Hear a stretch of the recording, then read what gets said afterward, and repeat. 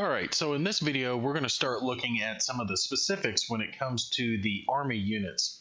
Now, let's take and click right here on our Army, and you see, again, it pulls them up down here so we can see what all units are involved.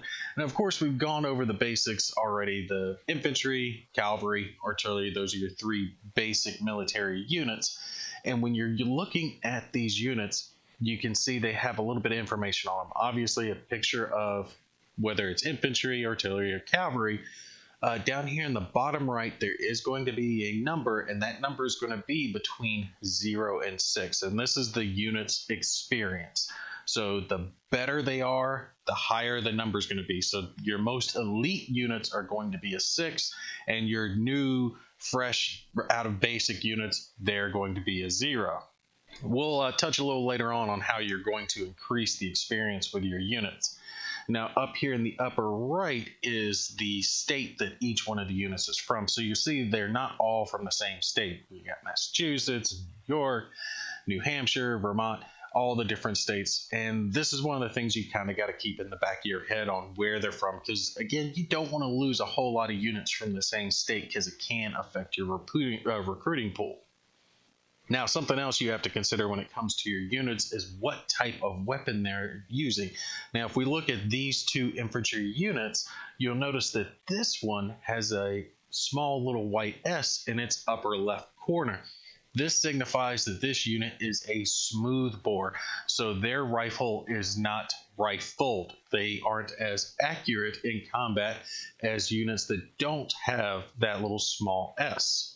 Now, at the start of the war, it's much more common to have units generated that have the smoothbore rifles than later on in the war. So actually, if we click on some Confederate units here, let's find one that has more units in it. You'll see all of these are smoothbore, and that's because the Confederates have a much larger chance to have smoothbore infantry created when they are recruiting. For example, when they recruit in 1862, it's still 60% to have smoothbore, 63 it's 40%, 64 it's 20%. It does go down over time, but they do have a fairly significant chance of producing still the smoothbore infantry. And these infantry do incur a penalty of a -2 to their attack. However, after a battle, they do have a 20% chance, if they survive, to be promoted up to a rifled unit. Also, it's not just the infantry that can have either a smooth or a rifled weapon. That can be artillery as well. So let's select this group of units, and you can see we have some artillery located down here, but this one has a R located in its upper left corner. That signifies that this artillery is rifled, while the rest of these artillery pieces are going to be smoothbore weapons. Now, generally speaking, the smoothbore were a little better at close range, and the rifle were much better at longer range. They were more accurate.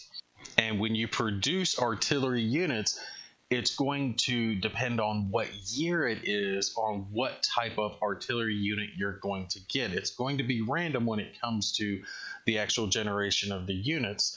So I'll put a picture on screen for you now, and you can see that the Union has a much better chance of producing rifled artillery than the Confederacy does. 61, it's 20% versus 0% for the Confederacy, and then the Union, it just keeps getting better each year as each year goes by, with 40%, 60%, 70%, and then 80% towards the end of the war of producing rifled artillery.